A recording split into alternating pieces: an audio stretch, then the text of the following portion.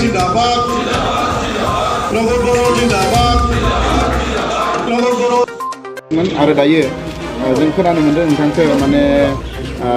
उदां बिजाथिनि जि नमिनेशन बेखौ उइथड्र खालामनानै नोंथाङा दिनै UPPL आव जइन जाबाय दा बियो नोंथाङा बोरै थांखि लाखो जे माने UPPL आव जे माने हाबफैनाय बेखौ एसे नोंथाङा जोंनो फोरमायना हो जायखिजाया जोंनि 22 नं कक्लाबारि समस्तिया मोनसे बिराद प्रेस्टिजियास मोनसे समस्ति आरोखि दा खोथाया जाहैबाय मा जोंनि समस्तियाव धीरेन बर' सार बिथाङा BTC नि सासे सागानगिरि लोगोसेनो BTR नि सागानगिरि लोगोसेनो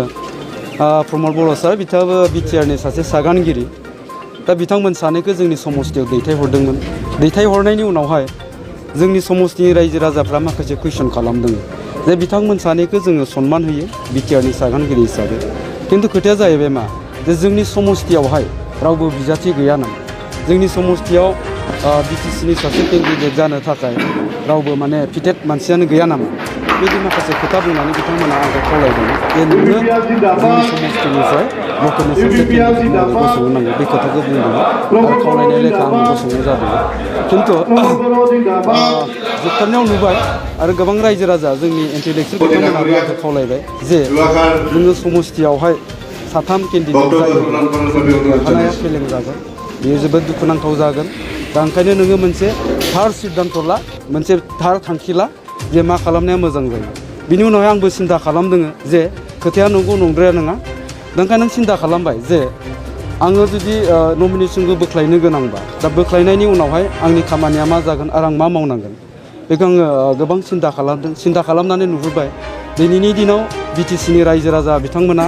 BTC आव मोनसे सोलायनाय लुबैदों मोनसे चेन्ज लुबैदों BTC आव मोनसे गोग्गो सरकार नांथारगौ होननानै दिनैनि जोंनि इयुन जोलैफ्रा गोबाङानो होख्रावदों होसिख्रावदों बुंदों रायजो राजाफ्रा लुबैदों दा बेखौ नोजोर होनानै आं सिन्था खालामबाय अब्ला आंबो दिनै BTC आव सोलायनायाव बा गोग्गो सरकार दानायाव बाहागो लाथारनाया मोजां आरो बिहोमा होनाया मोजां आरो नुबाय रायजो राजाफ्रा दिनै लैहोर लैहोर फैनानै प्रमोद बर' बिथां सारखौ हेफाजाब होनो आवगायबोदों UPPL हान्जाखौ गोबां रायजो राजाफ्रा सरकाराव फैनानै गोदान सोलायनाय लाबोनांगौ बे खोथाखौ बुंदों दा बेखौ नुनानै आंबो नैबेखौ थिरांथा लादों जे आंबो UPPL आव थानानै BTC आव मोनसे गोग्गो सरकार आरो मोनसे सोलायनाय लाबोनायाव मदद होथारनांगोन आं दिनै प्रमोद बर' सारनि दैदेननाय UPPL हान्जायाव जइन जादों आচ্ছা नोंथाङा UPPL आव हाबनानै आं गावखौनो जोबोर गोग्गानाय मोन्दों दिनै रोजा रोजा इयुन जोलैफ्रा यां जेनेरेसनफ्रा आंखौ साबायखर बावहरदों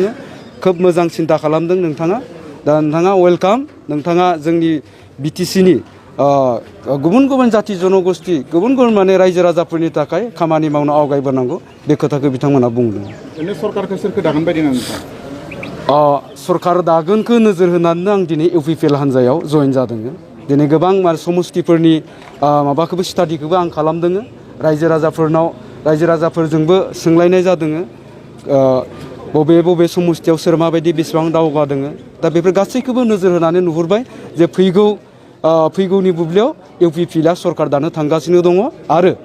बिथां प्रमोद बर'आ BTC नि सासे चिफ जानो थांगासिनो दङ बेयावनो गोग्गानायबो मोनो दा बिथाङा प्रमोद बर' सारा जोंनि 22 नं कक्लाबारि समस्तिनिबो सासे बिजाथि निस्सय बिथाङा देरहालांनायनि उनाव जोङो जोंनि समस्तिनिफ्राय सासे चिफ मोननो